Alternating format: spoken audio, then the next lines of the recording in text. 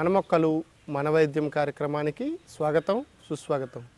ఈరోజు మన ఎపిసోడ్లో మనం చూస్తున్నటువంటి మొక్క సుగంధ ద్రవ్యాలలో ఒక ద్రవ్యము.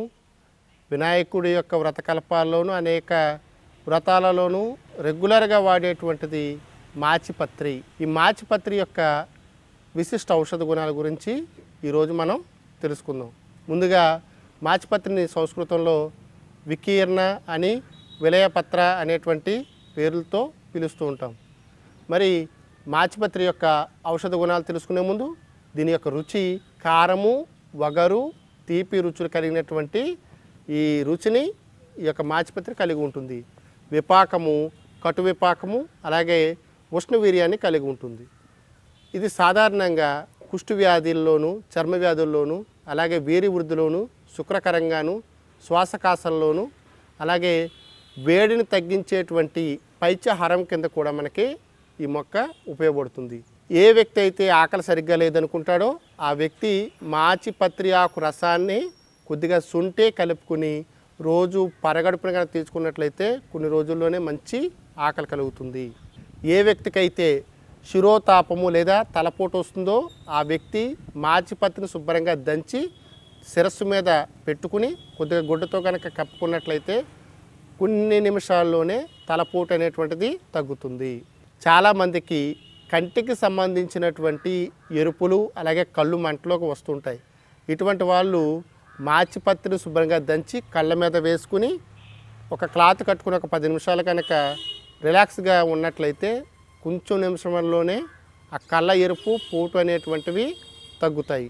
చాలామందికి ఈ మధ్యకాలంలో మోకాలు నొప్పులు, ఇటువంటి వాళ్ళు మాచిపత్రిని బాగా దంచి ఆ మోకాల మీద వేసుకుని కట్టుకున్నట్లయితే మోకాల నొప్పులు తగ్గుతాయి.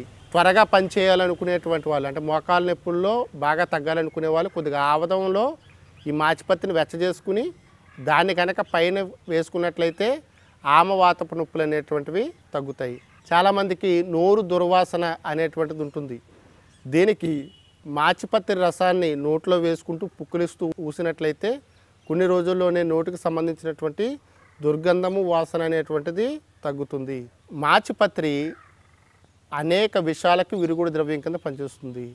ఉదాహరణకి తేలు కరిచినప్పుడు కూడా మాచిపత్రిని దంచి శరీరం పైన కట్టుకుని లోపల కూడా ఒక చెంచా రసం తాగినట్లయితే అనేక విషయాల నుంచి మనకి మంచి విముక్తి కలుగుతుంది.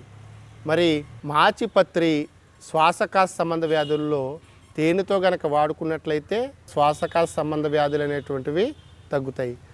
శరీరంలో ఉండేటువంటి పైచపు దద్దుర్లు ఎవరికన్నా వచ్చినట్లయితే మాచిపత్రి యొక్క ఆకు రసాన్ని కొద్దిగా పటిక బెల్లంతో కలిపి రోజు తీసుకున్నట్లయితే శీతపిత్తము అని పిలువబడేటువంటి దద్దుర్లు అనేటువంటివి చాలా తక్కువ టైంలోనే తగ్గుతాయి. మరి మాచిపత్రి అనేటువంటిది మనోల్లాసాన్ని కలిగించేటువంటి అద్భుతమైనటువంటి పవిత్రమైన ఒక చిన్న పాకేటువంటి ఒక మొక్క.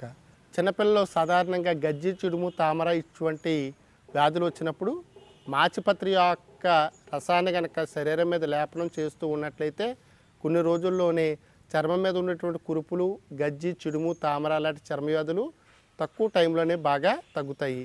ఎటువంటి సైడ్ ఎఫెక్ట్స్ ఇవ్వకుండా భూమి మీద దొరికేటువంటి ఔషధ మొక్కల యొక్క గుణాలు తెలుసుకుని తక్కువ మోతాదులో కనుక వాడుకున్నట్లయితే మంచి ఆరోగ్యం కలుగుతుందని మనకి ఆయుర్వేద శాస్త్రం చెప్తుంది. మరి మాచిపత్రి యొక్క ఔషధ గుణాల గురించి ఈరోజు మనం తెలుసుకున్నాం కదా. మరొక ఎపిసోడ్లో మరో మొక్క గురించి మనం తెలుసుకుందాం. చూస్తూనే ఉండండి మన మొక్కలు మన వైద్యం కార్యక్రమం. నమస్కారం.